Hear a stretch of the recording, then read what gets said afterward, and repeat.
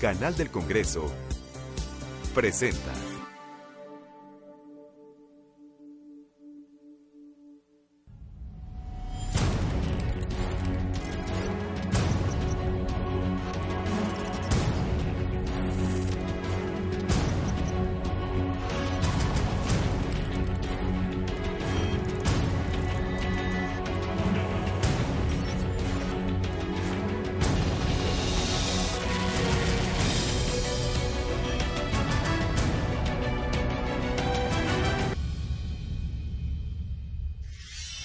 Les damos la más cordial bienvenida a la serie 911, El Mundo 10 años después, el penúltimo programa sobre esta serie de terrorismo internacional que estamos compartiendo junto con ustedes en ocasión de los 10 años de los ataques terroristas del 11 de septiembre del 2001 en contra de Estados Unidos.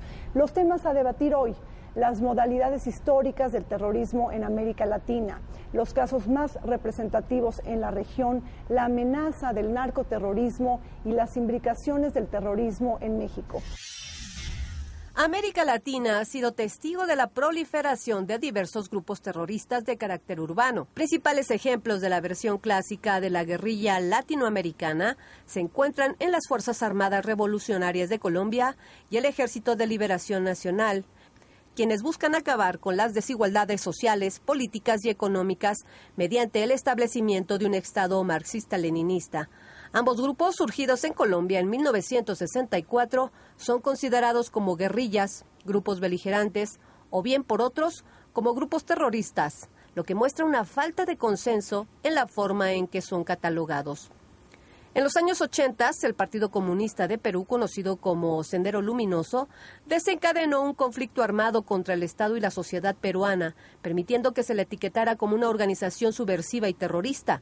Sendero Luminoso fue responsable de la muerte de 31.331 víctimas.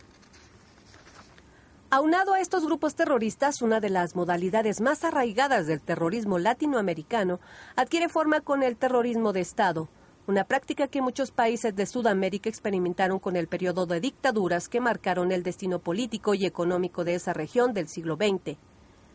Alfredo Stroessner en Paraguay, Jorge Videla en Argentina y Augusto Pinochet en Chile son tan solo algunos de los dictadores que infundieron el miedo y el terror como una forma de control social y de mantener el orden establecido. América Latina ha padecido en los últimos años una serie de amenazas políticas, económicas y sociales que han desafiado los parámetros de seguridad nacionales y abierto paso a las prácticas terroristas sistemáticas en la región. Analizar la problemática general del terrorismo en América Latina, sus modalidades históricas, los exponentes más representativos en la región y sus imbricaciones actuales con el crimen organizado transnacional será parte de lo que reflexionaremos en 911, El Mundo 10 años después. Nos acompaña el día de hoy el doctor Raúl Benítez Manaut. Él es presidente de la Organización de la Sociedad Civil, CACEDE, que es el colectivo de análisis de la seguridad con democracia, y también profesor investigador de la UNAM. Raúl, bienvenido. Hola, ¿cómo estás, Rina? También nos acompaña y tenemos el agrado y el aprecio de que esté con nosotros la doctora Mónica Serrano. Ella es profesora del Centro de Estudios Internacionales del Colegio de México. Mónica, un gusto que estés en esta mesa. Un placer estar con usted. Y por supuesto también nos acompaña el doctor Jorge Chabat. Él es profesor investigador de la División de Estudios Internacionales del CIDE y por supuesto también un experto en temas de narcotráfico y seguridad. Jorge, gracias. No, gracias por la invitación. Bueno, pues bienvenidos al canal del Congreso. Iniciemos esta mesa de debate y de reflexión. Raúl, empiezo contigo. Hablar de terrorismo en América Latina es hablar de un fenómeno que ha tenido reivindicaciones y connotaciones distintas a aquellas desarrolladas en otras partes del mundo. En ese sentido, desde tu punto de vista, ¿cuáles son las expresiones más distintivas del terrorismo en América Latina? Mira, Rina, el terrorismo en América Latina tiene una particularidad y se distingue de otros terrorismos en otras partes del mundo porque es básicamente político, o fue básicamente político. En este momento el terrorismo en América Latina está mutando al vínculo con el crimen organizado, pero en el pasado, en los años de la Guerra Fría, Había dos modalidades de terrorismo, que era el terrorismo realizado por grupos armados de izquierda, de ultraizquierda, que se levantaban en armas contra los gobiernos. Muchos de esos gobiernos eran dictaduras militares, gobernadas pues, por generales muy represivos, y el otro era la respuesta, el terrorismo de Estado, que era como el huevo y la gallina, uno actuaba y otro reaccionaba, intentando pues cada uno sus fines políticos, uno al otro buscaban el aniquilamiento del adversario. Claro. Este terrorismo se fue disolviendo por los procesos de democratización. Los grupos de extrema izquierda y de izquierda que usaron la lucha armada se insertaron a la vida política en la mayoría de los países, y los gobiernos cambiaron de naturaleza, se volvieron gobiernos democráticos e incluso están metiendo a la cárcel a muchos responsables de asesinatos masivos, como por ejemplo los generales y almirantes argentinos que participaron en la guerra sucia, están encarcelados, unos viejitos pero encarcelados. Claro. Pinochet estuvo en prisión domiciliaria en Chile cuando regresó de Inglaterra, donde también estuvo en prisión domiciliaria, encarcelado. Hay muchos juicios en Guatemala. Ahora hay un gran debate con un candidato a la presidencia, que quizás va a ser el próximo presidente, sobre si participó en las grandes matanzas o no. Pero este terrorismo o acciones militares que usaban formas terroristas, tanto por parte del gobierno como por parte de los grupos políticos que estaban excluidos del poder, está prácticamente eliminado. Digamos que en México eso no existe. En México no hubo gobierno militar, tampoco hubo grupos de extrema izquierda con capacidad de atentar militarmente contra el Estado. El EPR es un remanente sin ningún poder. Pero ahora en México tenemos el problema del narcotráfico que emplea métodos terroristas.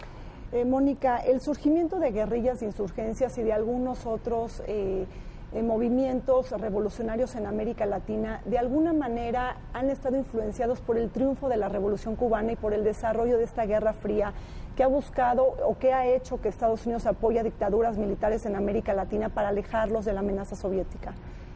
Desde luego este fue uno de los contextos que incidió en el desarrollo de los movimientos a los que Raúl hizo alusión, tanto por parte de los grupos de izquierda como fue el caso en las respuestas de diferentes gobiernos a los movimientos extremos, violentos de estos grupos.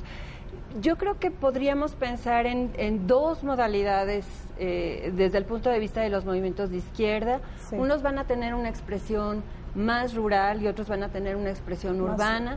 En el caso de Argentina y en el caso de Uruguay son los dos casos que ejemplifican de mejor manera lo que fue la acción violenta de grupos en donde el terrorismo urbano alcanzó su manifestación más clara, llegando incluso a secuestrar cónsules, el cónsul británico, recuerdo en uno de los dos países.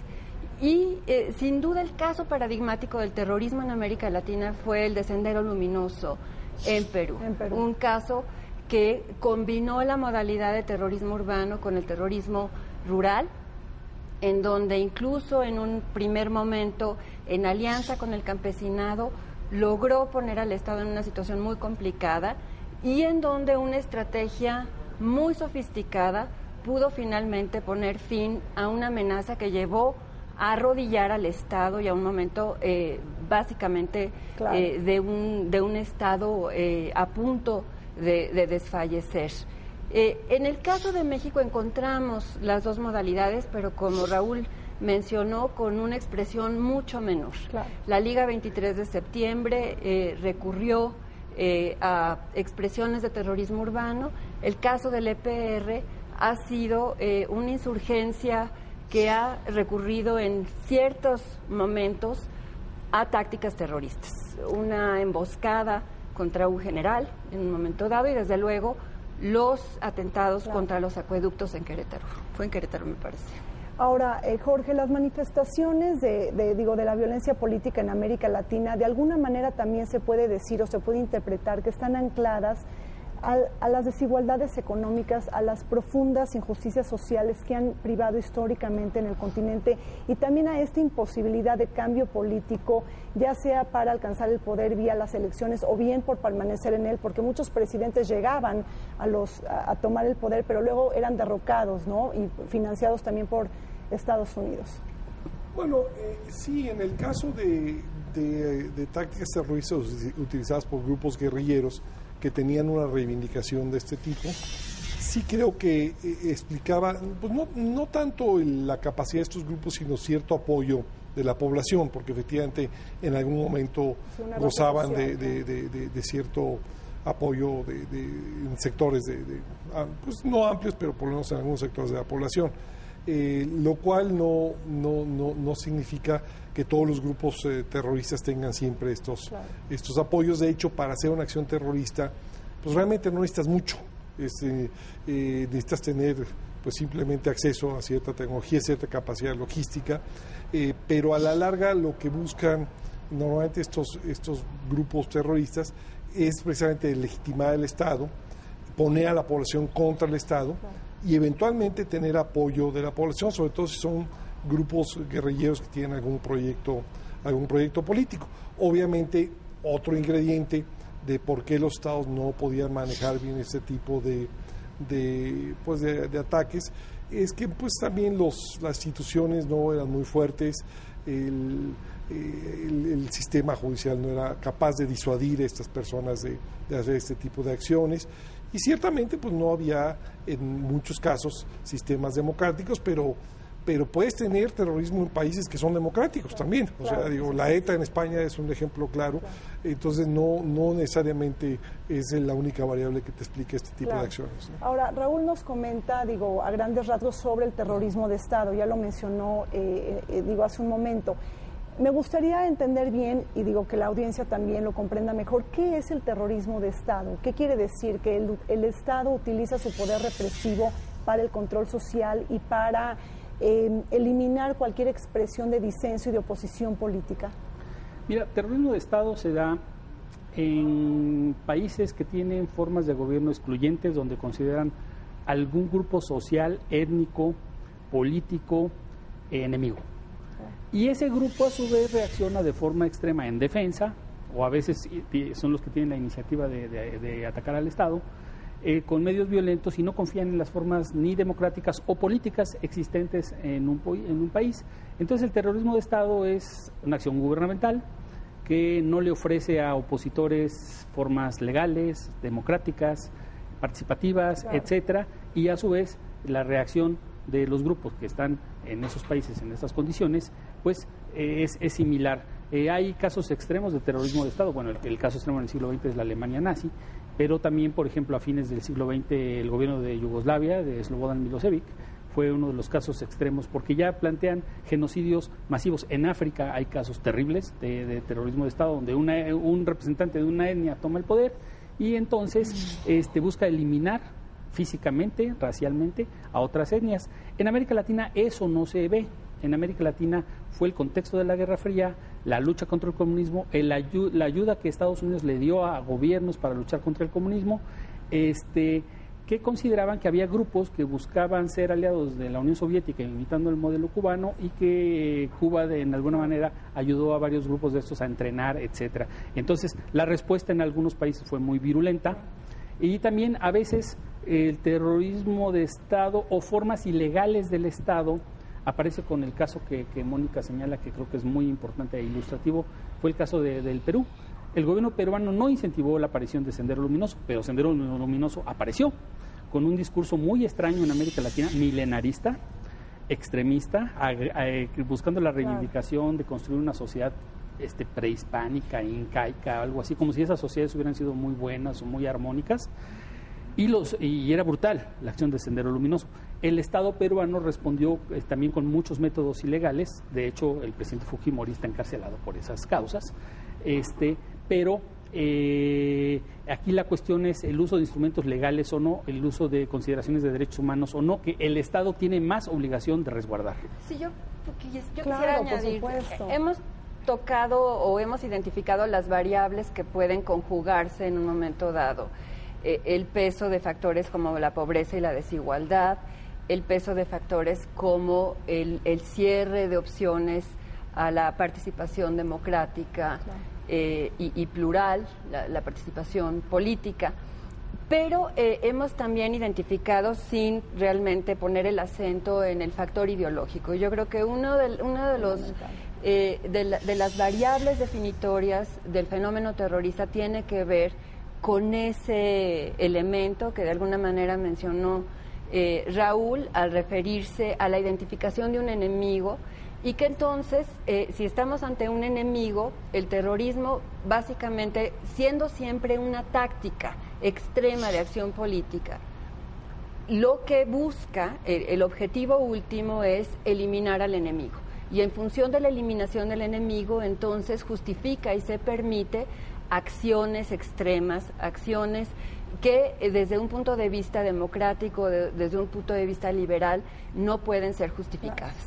Ahora, déjenme incluir o ingresar un nuevo elemento a este debate. ¿Qué pasa con la contrainsurgencia? Es decir, en aras de exterminar proyectos políticos alternativos y de mantener el status quo o el orden, surge un nuevo rol para el Estado, para las Fuerzas Armadas, la llamada contrainsurgencia, que también utiliza métodos terroristas para lidiar con el conflicto social.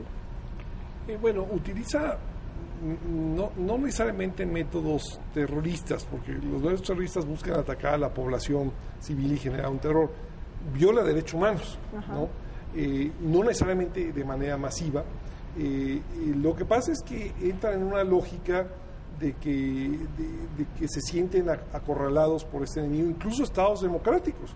El caso de los GAL en España para combatir a la ETA, un gobierno socialista que de repente hacía cosas que no se pueden hacer de acuerdo a las leyes establecidas y a los derechos humanos. Y hay muchos gobiernos que, bueno, algunos no eran tan democráticos, que evidentemente con más razón o con más facilidad utilizaban estos métodos. Pero no es exactamente que busquen generar el terror en la población, pero sí son un poco escrupulosos en el tema de los derechos humanos, las guerras sucias que se han llevado a cabo en muchas partes del país, sí, incluido México, para decirlo claramente. Y esto sí tiene mucho que ver pues con una desesperación de los gobiernos y a veces con la falta de controles democráticos y incluso presión de la opinión pública, que en ocasiones a veces llega a decir, bueno, ya con tal de que acaben con esos terroristas, pues ya no importa que violen sus derechos humanos. Claro, en el camino no solo violan los derechos humanos de los terroristas, lo cual es algo que no debe pasar, sino también de las personas comunes y corrientes que no son terroristas, lo cual pues es realmente muy grave, ¿no? Pero pues sí, eso lamentablemente ocurre, y ese es uno de los efectos lamentables del terrorismo, que se entra en una dinámica en la cual todo se vale, ¿no? Claro. Que un poco fue lo que pasó con George Bush el 11 de septiembre, que ya con el afán de combatir a Al Qaeda, pues ya arrasaban con lo que había en el camino, invadían este país que no tenía mucho que ver y mataban a quien se les ponía enfrente, ¿no? Son espirales de violencia, claro, que a lo que llevan es a exacerbar la violencia en ambos bandos. Por un lado, ofrecen una justificación a aquellos que recurren, justificados también por la ideología, a estos métodos extremos, y a la vez otorgan al Estado, a las autoridades, una justificación para recurrir a métodos extremos. Sin embargo, la experiencia lo que deja ver es que aquellos gobiernos que recurren a métodos mucho más sofisticados, y el caso de Perú es un caso que nos deja ver eso, son los que van a lograr poner una solución a una amenaza o una demanda que está siendo expresada por vías violentas, pero que puede también ser una expresión o una manifestación de demandas sociales y demandas económicas que puedan tener cierta legitimidad. Ese es el problema y ese es, digamos, el gran desafío que enfrentan los estados.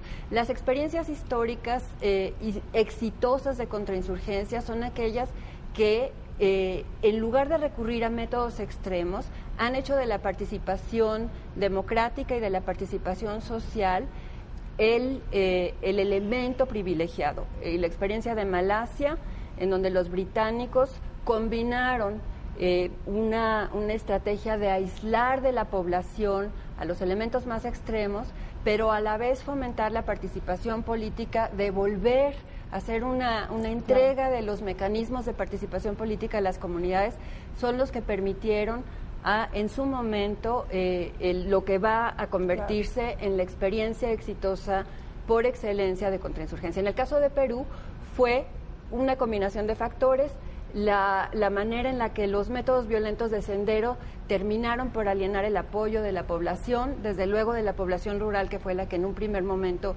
dio su apoyo y su simpatía a este movimiento.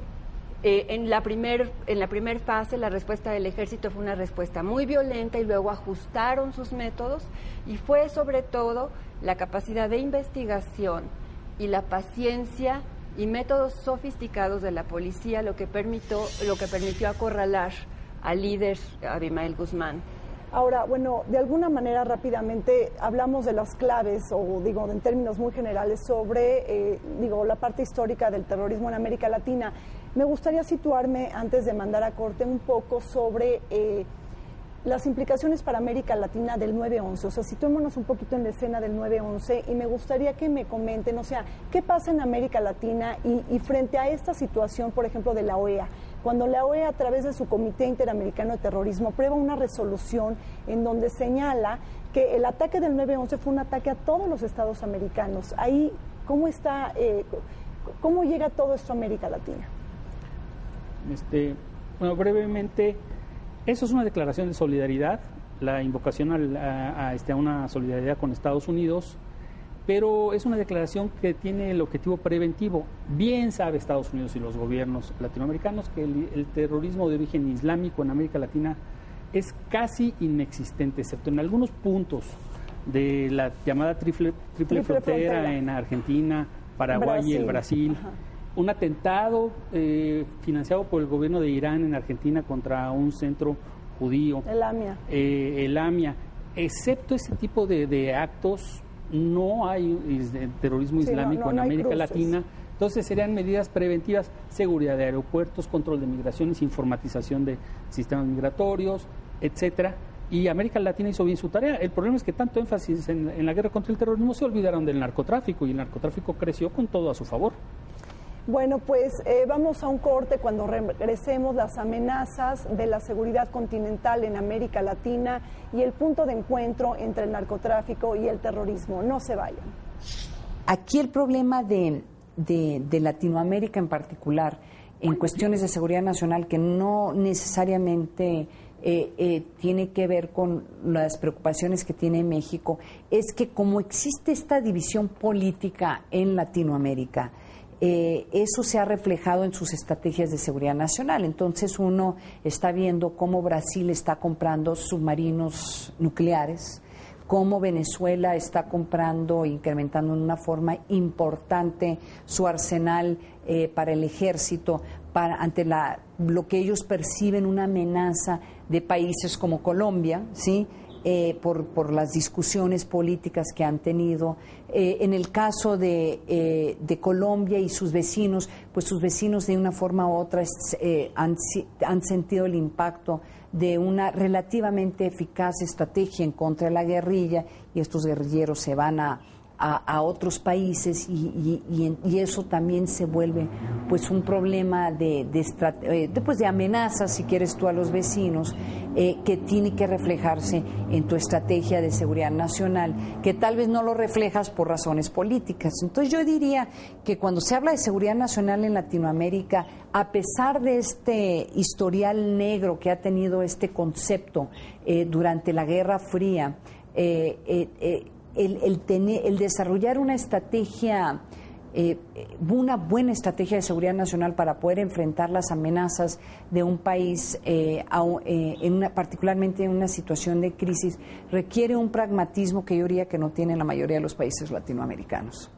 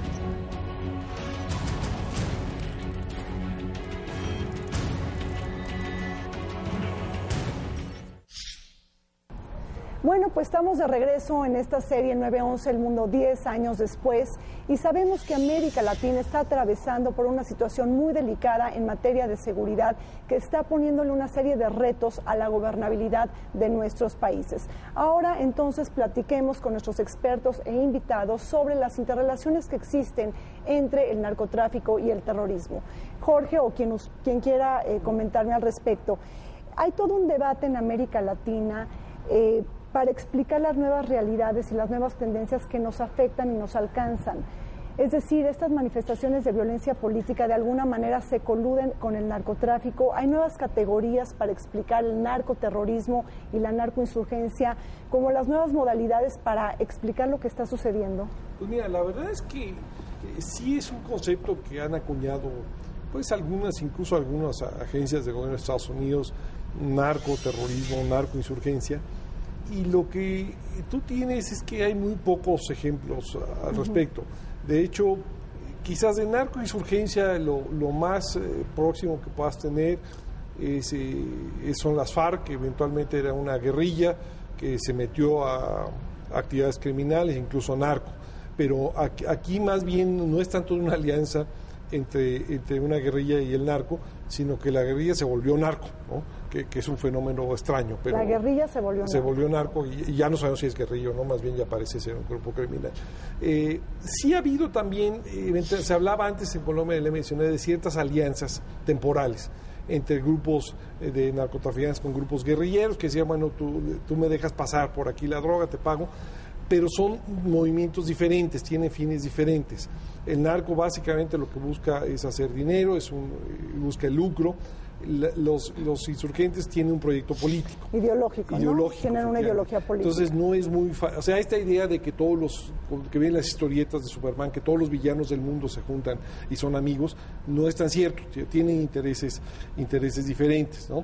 Y en el caso de narcos que sean terroristas, pues bueno, en realidad lo que tienes, y lo que se ha mencionado efectivamente, bueno, en Colombia hubo una etapa en la cual los grupos de narcotraficantes hacían ataques terroristas para protestar, básicamente lo comentábamos aquí antes de empezar, por las tradiciones que no les gustaban, y era una manera de presionar al gobierno, un poco esperando que el gobierno se sintiera acorralado, que la población le dijera al gobierno, ya para estos tipos, o no los extradites para que no nos pongan bombas. Lo que pasa es que es una estrategia arriesgada, porque tampoco ganan las simpatías de la población. Si tú les pones bombas a la población, pues en fin. Y aquí en México los casos que tienen son realmente muy contados. Es la granada en Morelia, que en quizás el septiembre del 2008. Exacto, sí. el 16 de septiembre, o el 15 de septiembre. Que pues es lo que más se aproxima, quizás los bombazos que hubo en Ciudad Juárez. Narcobloqueos, pero que básicamente lo que buscan es generar cierto caos, aunque eventualmente pueden tener efectivamente el propósito de poner a la población contra, o de legitimar al gobierno, de hacerlo aparecer como ineficiente para que la población les diga, ya no estés atacando a los narcos. Pero no es una estrategia generalizada. Habría que preguntarnos por qué. Probablemente el hecho de estar frente al lado de Estados Unidos también es un factor disuasivo, no lo sé, pero creo que ese es un tema interesante, pero no hay mucha evidencia de este tipo de alianzas, porque insisto, son actores diferentes, aunque eventualmente sí pueden los narcos utilizar estrategias terroristas, pero son estrategias que pueden ser contraproducentes, y al final lo que ellos buscan es tener mercados, y la estabilidad a la larga es lo que es mejor para el negocio. Tampoco les conviene tener un país en caos, porque hacer negocio así es más complicado. ¿Algo que quieran comentar? Coincido plenamente con lo que Jorge ha dicho. Yo creo que en el caso de Colombia, el momento en el que se hace alusión a un narcoterrorismo es un momento muy específico, en donde los llamados extraditables, los líderes de las organizaciones criminales que buscaban frenar la decisión del gobierno de recurrir a la extradición como un método para frenar también la manera en la que habían ido penetrando en las instituciones del Estado, con el afán de frenar esa política. Entonces recurren a métodos extremos. Los más paradigmáticos, de nuevo, fueron el momento en el que vuelan un avión con cientos de pasajeros a bordo, bombas en centros comerciales, y ataques contra políticos de alto nivel en Colombia. En el caso de México hemos visto, sí, creo yo, un cambio en la última década, un cambio significativo en un mercado ilícito de drogas que normalmente tuvo manifestaciones de violencia en ciertos lugares. Tradicionalmente la violencia estuvo localizada en ciertos territorios, desde luego Sinaloa siempre fue un estado violento. Hay otros estados que asociamos con la violencia por diferentes factores y en donde desde luego la presencia del narcotráfico agudizó esas tendencias, pero esa transición o ese giro que vemos en la última década tiene que ver con dos situaciones, creo yo. Una es a la que hacía alusión Jorge, la manera en la que el recurso a métodos violentos que lo que buscan es generar pánico, pareciera tener como fin y como objetivo a la población civil, en un momento sobre todo en donde las autoridades, sobre todo el Ejecutivo, ha decidido recurrir a un enfrentamiento directo con los narcotraficantes y la población está en medio de los dos bandos y entonces de alguna manera la población civil se convierte en una audiencia importante para ambos bandos. La otra modalidad, creo yo, tiene que ver con el instrumento de presión y que vamos a ir viendo de manera progresiva desde los asesinatos políticos hasta la manera en la que la cadena de ataques contra blancos que tienen que ver con las autoridades mismas, ataques a estaciones de policías, a cuarteles, se convierten ya en una manifestación sin llegar a los niveles que observamos en Colombia en los 90s, pero que están permitiéndonos identificar una táctica de presión y de acción política que tiene como objetivo la población civil en un caso y en el otro caso las autoridades. Raúl, ¿estás de acuerdo con lo que dicen Mónica y Jorge? ¿Quieres agregar algo? Sí, mira, sí estoy de acuerdo con lo que señalan ellos, señalando un poco la comparación entre Colombia y México, que a veces no son muy afortunadas esas comparaciones, sí. Pero en Colombia hubo un caso extraño de que había muchos grupos guerrilleros a fines de los años 80, principios de los años 90 y casi todos se desmovilizaron. Y un grupo guerrillero, pero era el más poderoso militarmente, que tenía un control importante de territorios rurales en las selvas, en la frontera con Ecuador, Perú y Brasil, pues decidió no desmovilizarse y le empezó a gustar el negocio como forma de obtener recursos para comprar armas. Y estos son las FARC. Entonces las FARC tampoco es un grupo guerrillero unificado, tiene muchos frentes de guerra. Entonces se dice que el frente de guerra, voy a inventar números, ¿no? 118 se vincula con el Chapo Guzmán. El otro se vincula con el cartel del Valle del Norte en Colombia. El otro es remanente del cartel de Medellín. Y ese cartel de Medellín se junta con el cartel del Golfo. Entonces las FARC ordenan a sus comandantes guerrilleros empezar a montar laboratorios en sus territorios y a buscar las conexiones para exportar esa cocaína a Estados Unidos y obtener ganancias financieras. Entonces ciertamente es un grupo muy cohesionado porque tiene recursos.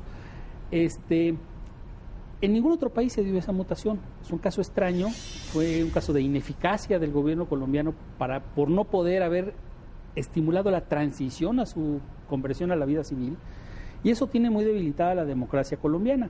Entonces luego en los últimos 10 años, ya con las políticas antiterroristas de Estados Unidos, Colombia pues tiene presidentes muy bien vistos en Estados Unidos, son presidentes con apoyo popular y lograron ser como los representantes de las políticas antiterroristas en América Latina, porque decían que en su país había narcoterrorismo, y lograron que el Departamento de Estado en estas listas que pone de grupos terroristas en el mundo pusiera a los grupos narcotraficantes colombianos en esas listas. Por lo tanto, los convierte en los malos de la película junto con grupos en África, con Al-Qaeda, etcétera, etcétera. Afortunadamente eso solo fue en Colombia, y en el caso mexicano ni hay esos grupos, ni ningún grupo de izquierda quiso hacer ningún tipo de alianza con actividades criminales. Entonces eso, pues digamos que nos tiene vacunados, porque los narcos pues son narcos, no tienen vínculos con otro tipo de grupos, ¿no? Bueno, pues vamos a un corte. Cuando regresemos, una pregunta clave con nuestros invitados y expertos: si México es un lugar potencial para el desarrollo de los grupos terroristas. No se vayan. La discusión que hay en este momento sobre el terrorismo en México es una discusión muy interesante, y yo lo dividiría en dos, Porque por una parte hay una discusión legal, o sea, si por ejemplo lo que sucedió en el casino en Monterrey con la muerte de 52, 53 gentes debe o no considerarse como un acto terrorista.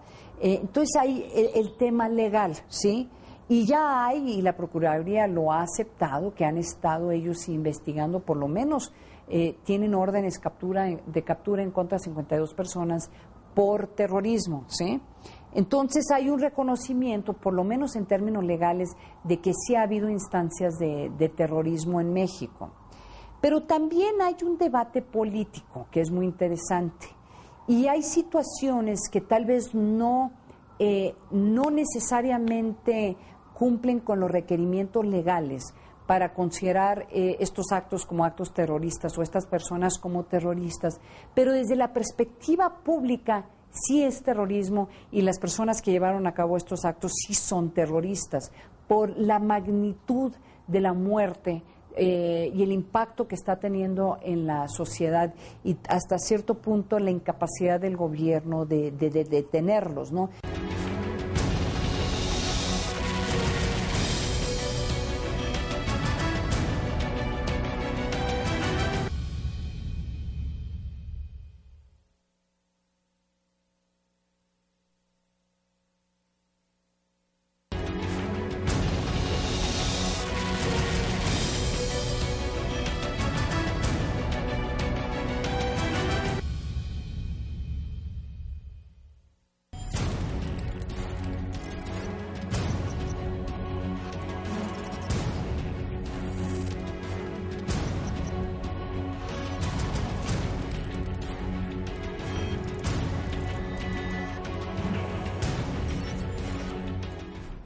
Bueno, estamos de vuelta en este programa, penúltimo programa de la serie 911, El Mundo 10 años después. Hablemos ahora sobre las implicaciones del terrorismo en México. Una pregunta central que quiero dejar en esta mesa de debate y de discusión.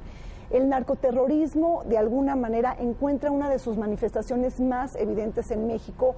¿Qué pasa con estos narcobloqueos, estos coches bomba, estos decapitados que los cuelgan en los puentes para mostrarlos en las principales ciudades?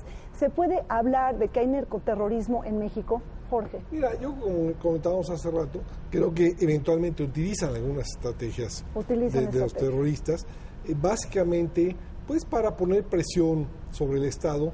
Y yo creo que el propósito principal es que no les gusta la estrategia del gobierno actual, que los está acosando, y es una manera de hacer que la población presione al gobierno, que políticamente le diga, bueno, ya deja de estar persiguiéndolos, y hay evidencia de que de un poco lo están buscando en ese sentido, incluso de manifestaciones pagadas por grupos de narco para protestar por la presencia del ejército, lo cual no quiere decir que uno no pueda protestar por la presencia del ejército, claro. Son dos cosas diferentes, ¿no? Lo que ocurre es que más allá de eso no hay un proyecto político del narco, y esto sí creo que hay que decirlo.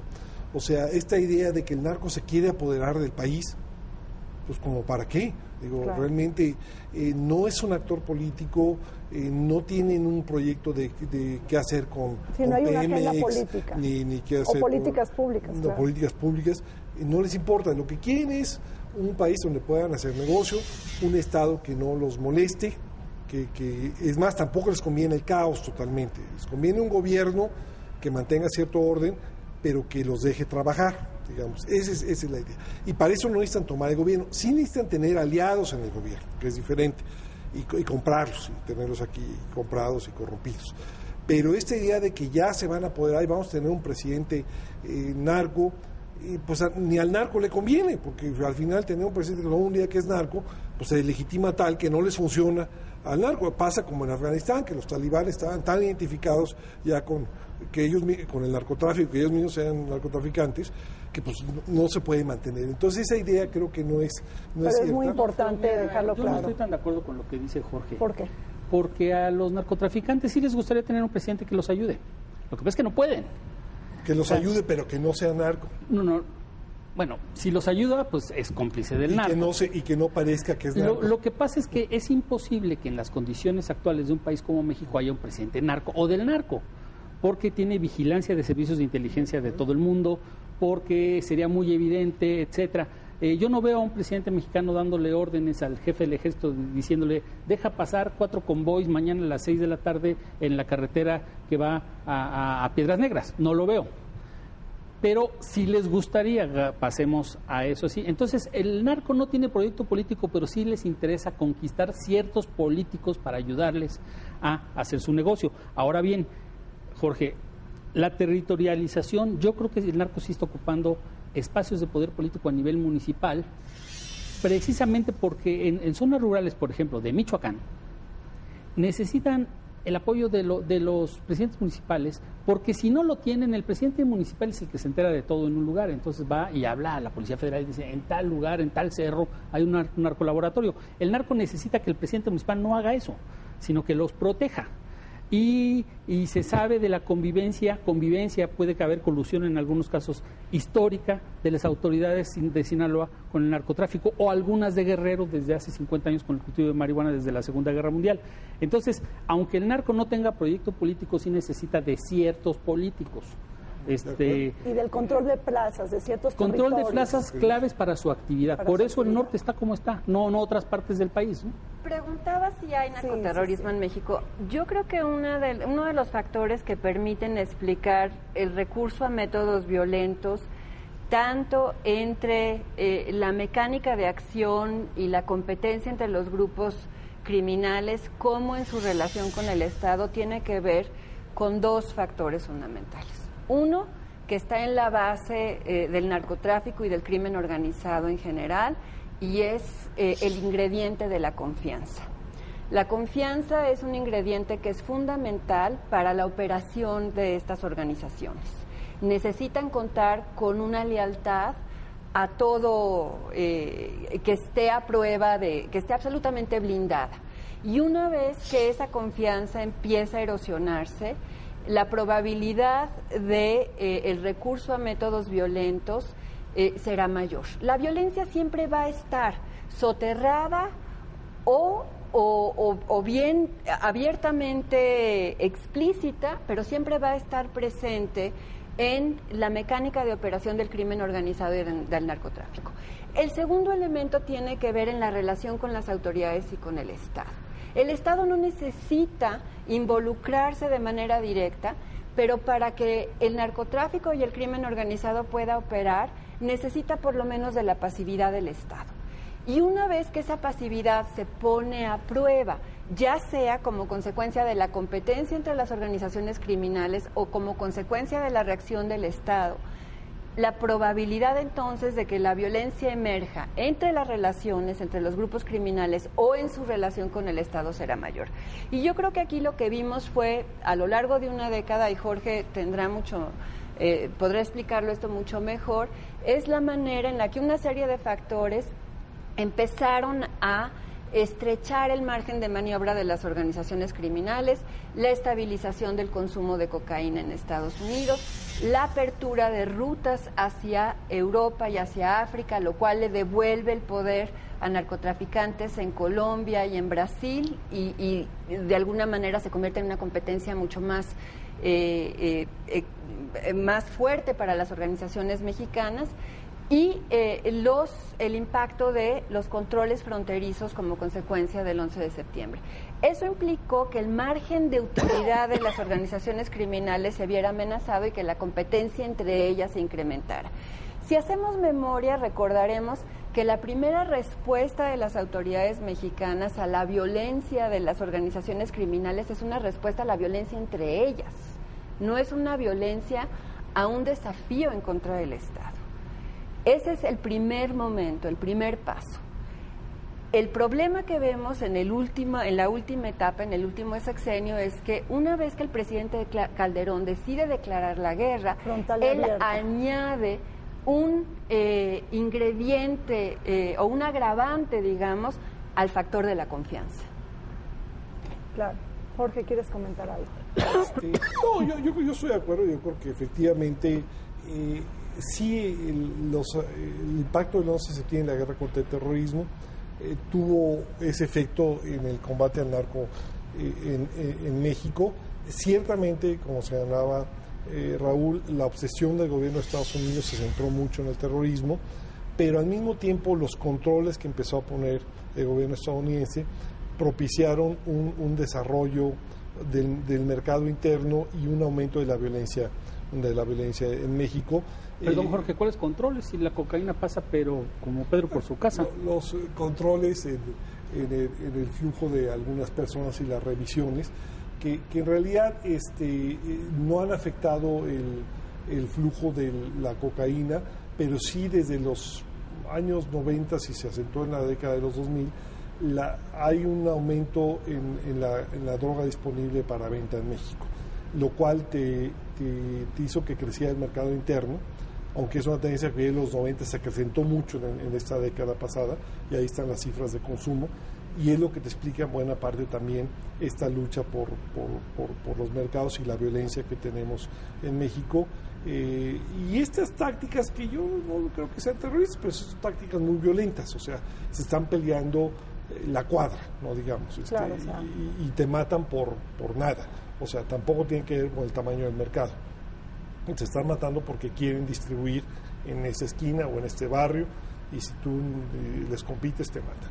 Entonces, bueno, yo creo que ahí tienes un efecto indirecto, pero ciertamente si uno ve así a grosso modo cuál es el impacto del 11 de septiembre, pues sí, yo diría que se ha vuelto más costoso para los estados someter ese tipo de controles.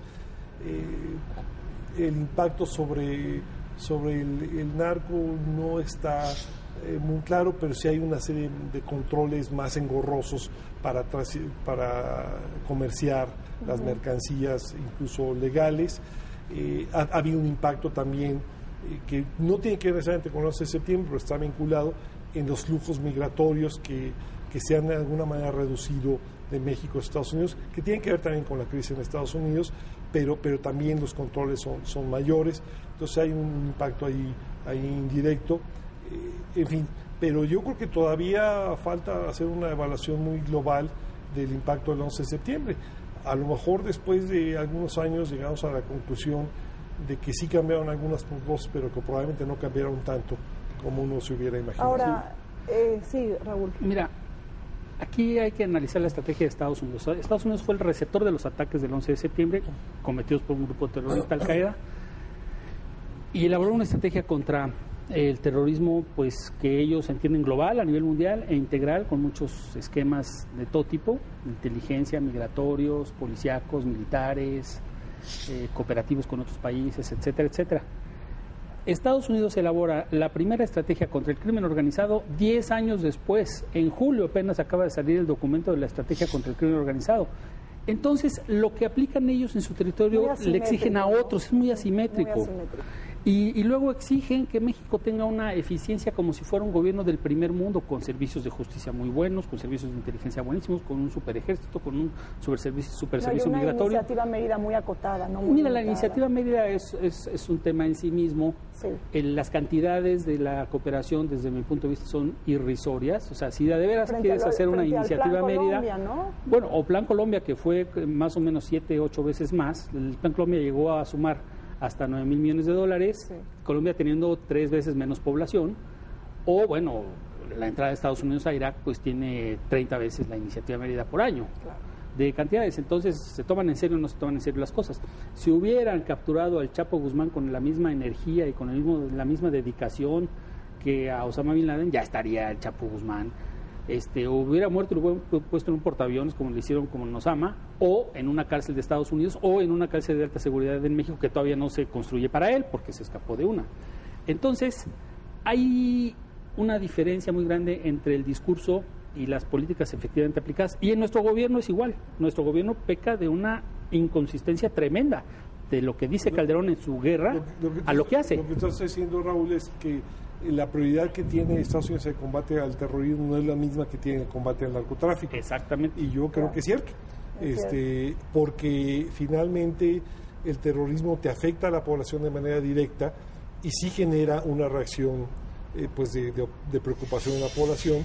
Y el consumo de drogas al final pues efectivamente es un delito consensual en el cual el que compra la droga pues está también de acuerdo, claro. digamos, y eso creo que es cierto.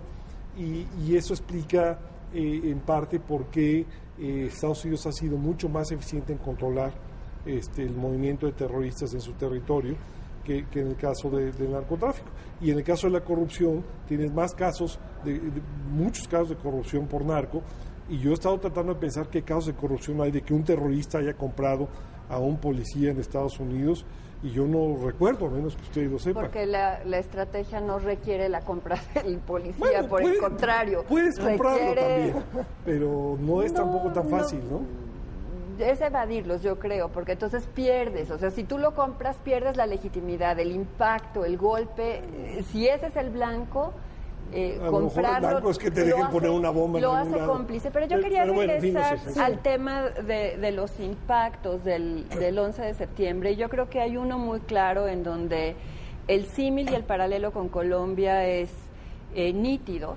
Y es el hecho de que el 11 de septiembre, como fue el caso del comunismo durante la Guerra Fría, permitió a ambos gobiernos, pese a las enormes diferencias en términos del teatro de guerra en uno y otro, permitió tanto al gobierno de Uribe como al gobierno de Calderón montarse en la retórica de la lucha contra el terrorismo para enfrentar lo que con razón veían como un desafío significativo al Estado por parte del narcotráfico. El problema ha sido la respuesta, y aquí yo quizá tendría una visión o una perspectiva un poco diferente, y es un punto que no hemos tocado. Y si bien es cierto que el narcotráfico en la base es un delito consensual, en realidad la estrategia y la perspectiva de Estados Unidos del combate de este fenómeno ha sido absolutamente represivo. No ha sido violento, pero ha sido represivo, y las políticas que Estados Unidos ha privilegiado son políticas que han imperado en Estados Unidos a un costo social enorme en términos de libertades civiles, en términos de población en prisiones. Podríamos hablar de muchísimos escenarios, digamos, en donde el impacto ha sido y el costo ha sido muy claro. Y el margen de maniobra para disentir de los gobiernos latinoamericanos ha sido mínimo. De ahí que en momentos de desesperación, los gobiernos como el gobierno de Pastrana, que fue el primero que propuso el Plan Colombia, pero que lo propuso como un plan de paz, no como un plan contrainsurgente o antinarcótico. Pero como fue el caso durante las décadas de la Guerra Fría, la única manera de justificar y de conseguir la aprobación de la ayuda de Estados Unidos para poder llevar a cabo las políticas era montándose en esa retórica. En un caso, en la retórica anticomunista, en este caso, en la retórica de la guerra contra el terrorismo. Déjenme agregar un ingrediente también a este debate. Preocupa mucho ahora esta base de apoyo social que tienen los carteles de la droga en México y esta cultura criminal que en muchos casos se ha convertido en un ejemplo para los jóvenes. Rina, yo ahí tengo una idea contradictoria de eso. Hay lugares donde los narcotraficantes tienen apoyo social. Juárez es un lugar. Juárez. Algo en Michoacán, pero en Michoacán la familia michoacana coerciona a la población.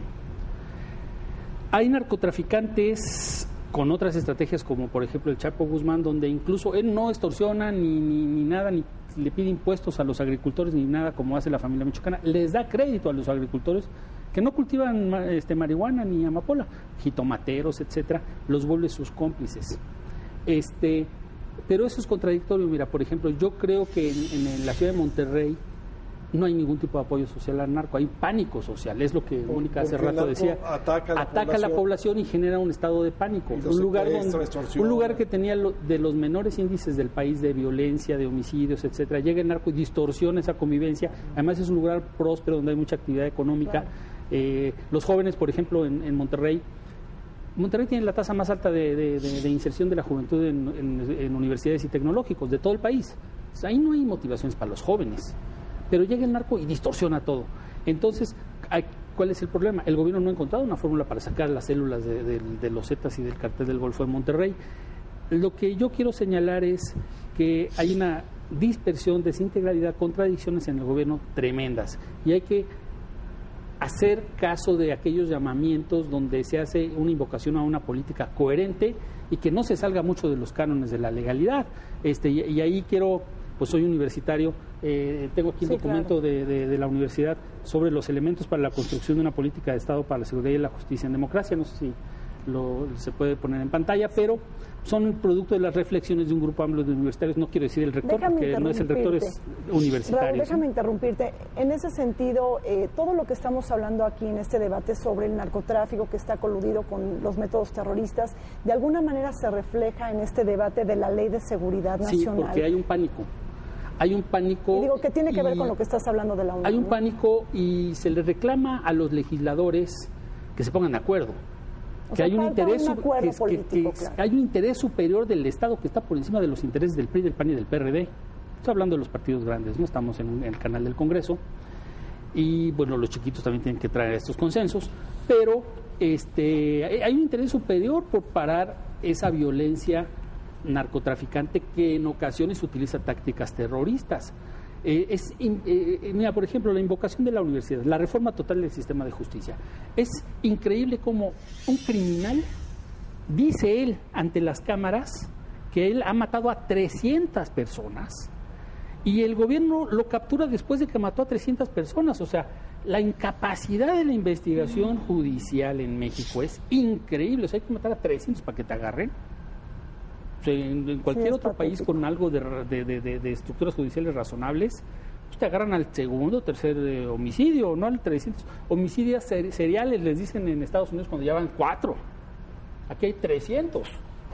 Entonces, el Estado está fallando y mientras el Estado no tenga digamos, pacto superior por encima del interés individual de los partidos y particular, esto va a ir en beneficio de los narcotraficantes. Un último comentario, Jorge, que quieras agregar antes de terminar el programa. No, bueno, yo creo que este es un tema que ciertamente va a estar en el debate un buen rato. Sí, como decía hace rato, yo creo que todavía nos falta horizonte de tiempo para evaluar el impacto del 11 de septiembre y las perspectivas de grupos terroristas en México. Creo que a corto plazo no se ven, pero no está muy claro todavía cómo se acaba de reconfigurar el mundo. Probablemente no sea tan radical el cambio después del 11 de septiembre y creo que en el caso mexicano pues tenemos problemas más inmediatos como el del narco, que ciertamente adquieren esta dimensión y sobre el cual hay que estar pues trabajando y reflexionando en el futuro, aunque pues el tema del terrorismo ciertamente, aunque no es inmediato, tampoco lo descartaría, ¿no? Mónica. Yo quisiera nada más, de nuevo, regresando a la comparación con Colombia, una comparación que tiene hoy eco en México, recordar al auditorio que las reformas más importantes en Colombia, aquellas que tienen que ver con el sistema de justicia, son reformas que no provienen, no tienen su origen en el Plan Colombia. Son reformas que tienen que ver con un momento excepcional de la vida política colombiana, que fue la Constitución, la Asamblea Constituyente de principios de los 90, que dieron a la luz una reforma muy importante para la Suprema Corte de Justicia y para el Poder Judicial, y que son hoy en buena medida las reformas que están el sustento y lo que está en la base de los logros de los que vale la pena aprender de Colombia. Hay muchas otras lecciones de las que debíamos tener cuidado antes de buscar imitar y replicar de manera crítica. Bueno, pues muchísimas gracias por haber estado con nosotros el día de hoy en este penúltimo programa de la serie 911 El Mundo 10 años después. Gracias, Raúl. Muchas gracias, Rina, por la invitación. Mónica, fue un gusto realmente. Y Jorge, muchísimas gracias. Gracias. Bueno, pues llegamos al fin de este programa sobre la serie 911 El Mundo 10 años después. Soy Rina Musali, les recuerdo que el próximo domingo saldrá a transmitirse al aire el último programa sobre esta serie, que tendrá que ver con un balance general de los 10 años de los ataques terroristas del 11 de septiembre del 2001 en contra de Estados Unidos. No se lo pierdan. Hasta pronto.